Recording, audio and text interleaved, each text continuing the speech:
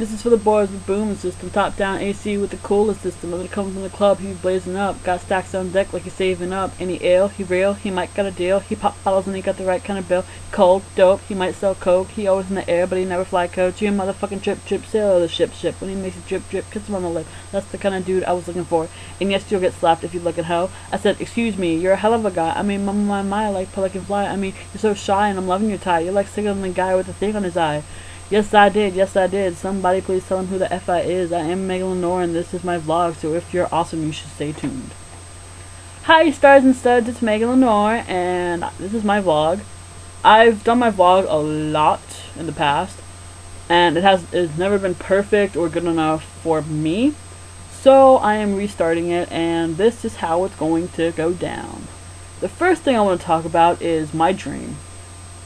My dream, starting right now, is to become a WWE diva. Why has it taken me so long? It's just I haven't figured out what I want to do with my life, and I'm like, this is my life and this is what I want to do. I've watched wrestling since I was like 7 years old, and the first thing I ever saw was Lita do a freaking moonsault off the top rope, and I was like just in amazement. I was just like, how did she do that? But I've looked up schools. The ones that have stood out to me so far are Shimmer, which is an all-female school, PWA, which Booker T is in charge, and New England Wrestling Academy, where Triple H was trained. So that's that, and WWE is going to get got by me, because I'm going to make a statement. The reason I want to do this is because I want to travel the world, work with all the great people that have helped this business to be what it is today, like Shawn Michaels, Dusty Rhodes, Ric Flair, Mick Foley, Randy Orton, all these people. And the divas get a lot of shit, but I'm going to be one of those divas that's not there to sleep with their roster. I'm going to be one of those divas that is there to perform, wrestling wise. So yeah. The next thing I want to talk about is this It Begins 2012 thing. They've been promoting it on Raw and SmackDown within the past week, and it's like a little box at the bottom of the screen, like in the left screen side or right, whatever, bottom of the screen that says YouTube/user/It Begins 2012.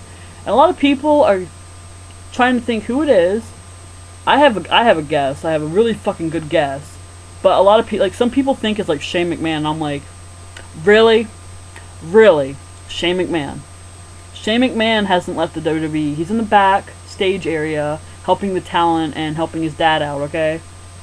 And a lot of people think it's The Undertaker, and I'm like, The Undertaker's not coming back till a month before WrestleMania because he's still coping with those injuries that he received at the hands of Triple H at WrestleMania 27 last year. Well, this year, but it was last year, okay? Anyway, so I only have one person. The one guess that I have is, well, I actually have three of them. Chris Jericho, or Break the Walls Down, Chris Jericho. The reason I think it's Chris Jericho is because at the beginning of the video, this little kid is writing in his book, and he's talking, and he's saying, I'm gonna go back and take what's rightfully mine. And CM Punk has been using this best in the world thing. He has it on his shirt, and it's like his catchphrase. And a couple years ago, Chris Jericho started using it when he came back, the second coming of Chris Jericho, when he came back and faced Orton and everything, when that whole Save Us thing was going on.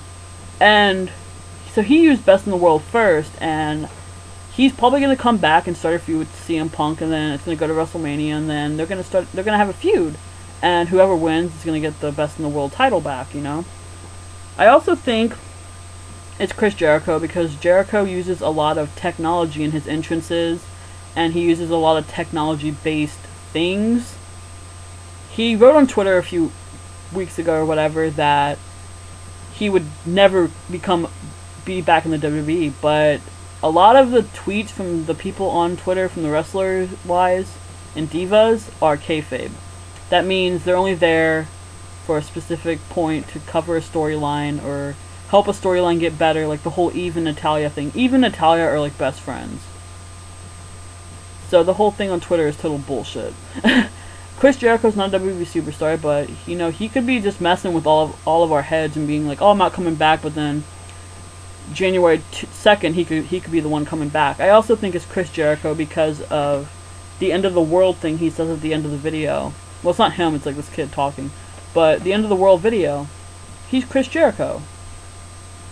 And I just think it's Chris. A lot of people say it's, but I mean, I got Batista out of the end of the world thing because Batista's like this really big guy. But we have Mason Ryan now. We don't need Batista. The next thing I want to talk about is Kevin Nash. A lot of people give Kevin Nash shit for that video he made on YouTube a while back. And I agree. I agree with some of the... I don't agree with everything he said. I don't agree with him bashing Sheamus and Wade Barrett. But he did what he had to do. He was drunk and he didn't know what the fuck he was saying. He was just shooting out random names. And yeah, he probably paid for it in the long run, but he's back in the WWE and he's going to feud with Triple H when he comes back. Because Triple H is going to be an angry motherfucker when he comes back. A lot of people love Zack Ryder. I personally think the whole woo woo woo woo, you know it thing is really fucking annoying. Because it's like the second time you hear that, you're just like, can you shut up now? Like, nobody likes you. A lot of people like him, but I personally don't. So, that's my opinion, and if you don't like it, I got 2 words for you. Suck it! Anyways, I personally think that Drew McIntyre should have Zack Ryder's spot right now, because Drew McIntyre is far more talented than Zack Ryder. And he got a push when he was Intercontinental Champion, but it's like after you become Intercontinental Champion, you go nowhere. Except Cody Rhodes. And Cody Rhodes has a new entrance song, and I fucking love it, and he doesn't have the mask. His entrance song is Smoke and Mirrors by Downstraight, who also sing the Miz's theme song, Dolph Ziggler's, and Alex Riley, aka A-Rai. Speaking of Rise, last night, well that made no sense, but last night, Daniel Bryan came out at the start of SmackDown after Big Show knocked Mark Henry out, and he rolled Mark Henry over, and he was cashing in Money in the Bank. And so he cashed it in, he pinned Mark Henry, and then he was celebrating. He was like all happy that he was world champion. I was like ecstatic. I was like freaking like jumping up and down because I was so happy Daniel Bryan was world champion. And then Teddy Long comes out, and he's like, oh, that match didn't count because Mark Henry isn't cleared to wrestle. And I'm like, that's fucking bullshit. So then he's not world champion. He gets his Money in the Bank briefcase back, thankfully. So then he goes on to the main event in the night to face Randy Orton, Cody Rhodes, and Wade Barrett. Now I was sitting there thinking, oh shit, Randy Orton's gonna win again. We're gonna have another fucking Randy Orton title reign. I don't want that. So Daniel Bryan thankfully won the match, and he's gonna face Mark Henry in a cage match on Tuesday, which is a special live SmackDown, so make sure you tune into that. Next, I want to talk about why I like CM Punk. A lot of people think I like CM Punk because he's hot. That's a pro, but I don't only like him because he's cute and he's adorable and he's amazing, but I like him because he's talented in the ring. He knows how to put a good match on. He knows how to talk he knows how to talk the talk and walk the walk, basically. His moves are phenomenal. Like, a CM Punk match is never boring. And he's so dedicated to what he does, and he's straight edge. I really respect that he's straight edge. Because he's not like all the other wrestlers that go out and drink after a show, you know. He probably goes back to his hotel room and, like, reads comic books or something, because he's always posting pictures of comic books on Twitter. I think it's kind of cute. I'm like, oh, that's cute. I had an ex-boyfriend, and he actually thought that CM Punk was not straight edge. I was like, are you fucking, like, stupid or something? I was like, CM Punk is definitely straight edge. He wouldn't have drug-free tattooed on his hands and straight edge tattooed on his stomach if he wasn't. So use some common sense when you fucking say things. Because things like that piss me off. It shows how stupid people are. Like, honestly, I'm just like, nobody cares what you have to say. And that sounded like a really bitch comment, but oh well. Alright, I have 2 more things to talk about. Well, 3. So, I like Wade Barrett and Sheamus. I wish Drew McIntyre was getting a push like they are, but they're getting a significant amount of push, and I really like it, and I hope one of them becomes world champion, if not both. And last night, I was watching SmackDown, as usual, and Sheamus is on the TV with Zack Ryder. And he's like pretending he's all mad and shit, and then at the end he's like Because Zack Ryder was like remixing his song, and I was like, you're stupid, get off my TV. But Sheamus was like, nobody wants to see me naked. I'm like, every female who watches wrestling would beg to differ with that comment, Mr. Gingy. Sheamus is amazing though, I love him. There was an interview with Randy Orton, and he was like, I wish we had 4 or 5 more Sheamuses. I was like, yes. Second to last thing I want to talk about, Amy Dumas, aka Lita, as you all know her. She is one of the best divas in my eyes. Like, I just love everything she has done for the company. Like, all the moves she's done, all the women's titles she has won. Yeah, she's not a Trish, because she's not as...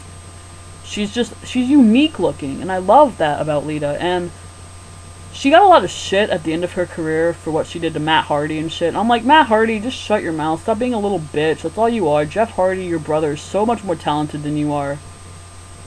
And I just think Matt Hardy is just trying to make a statement, and he's just trying to, like, say that Lita's a whore. And I'm like, Lita's not a whore. If anybody's a whore in this relationship, it's you. And it was so nice that Edge was just sitting there with her while she was on Bite This or whatever, and Edge was like mature about it, and Matt Hardy was just going on and on about how bad she was for her, and then he made a video on YouTube about his reenactment of their breakup, and I was like, why would you put that on YouTube for the whole world to see? Yeah, she broke your heart, but she dumped you for a real man, aka Adam Copeland. And, I know probably Matt Hardy and Adam are probably friends now, but it's just, Lita was so disrespected. Like, all the fans that said they were her biggest fans were, like, booing her and calling her really derogatory names. And I never said anything bad about her, because I just knew that she was, like, still that amazing wrestler. Like, I just loved Lita. She was so amazing, and she was so unique looking. And she had, like, these awesome freaking moves. Yeah, she was put in bad storylines, but that wasn't her fault. Matt Hardy shouldn't have freaking brought up their personal life on fucking live television. That's fucking bullshit. A lot of people bitch about Kelly Kelly, because they're like, Kelly Kelly's just a model. And I'm like, Trish Stratus was a model before she became a WWE diva, and look how many titles she's won. So stop your bitching on Kelly Kelly. Because Kelly Kelly is very freaking talented. She's amazing, and I love her. Yeah, she screams a little too much, but you should respect every diva and superstar on the WWE, because they fucking work their asses off to make us happy. The WWE universe, okay? We're not a universe, we're fans, like CM Punk said on Monday. Last thing I want to talk about is WrestleMania.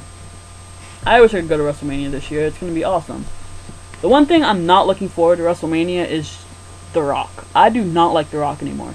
The Rock is a freaking hypocrite. He sits there and bitches about how John Cena is a really bad person, but then he goes and says, oh, I'm not going to leave you guys ever again. He leaves like a week later. I'm like, really? Why don't you stay in Hollywood and not come back? I know, I used to like The Rock when he was he's a good wrestler still. I will not tear him down on that part, but he is such a hypocrite. He needs to stay either WWE or filming. One of those two. Pick one, Rocky. So, there. And then I heard Goldust and what's-his-face, Cody Rhodes, are gonna feud at WrestleMania because Booker T is gonna, like, lead them up to that. Booker T is freaking amazing. I just love how he, like, is always, like, on the ball and he knows what he's talking about, unlike Michael Cole, who says, oh, I'm a Hall of Famer. I'm like, no, you're not. You were in one match and you freaking lost. Shut up. And Booker T, like, I want Booker T to punch him in the face one of these days. Alright, well, that's enough for this week. Next week I'll have another episode and we'll talk about other stuff. Comment, questions, anything. Well, I'll put my Tumblr stuff down there, Facebook, whatever, Twitter. Just ask me questions on either of those. Read my fan fictions, Emerald Angel 73, and have a nice day. Toodles.